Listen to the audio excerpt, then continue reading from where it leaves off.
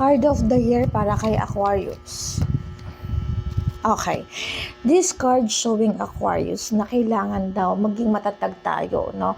Huwag nating paandarin yung ating emotions, lalo na kapag negativity ito, no? Sabi dito sa cards, the moon na nakabaliktad, it means emotions, no? Kailangan siguro mind over matter ang ating 2025. Kailangan yung mga desisyon na kukunin natin, hindi tayo babase sa emosyon na meron tayo ngayon, no? Kasi siguro maraming paparating sa iyo regarding sa emosyon ang target sa iyo this 2025. Kaya kailangan marunong kang bumalanse ng iyong emotions at ang iyong mindset, no? This card showing kasi na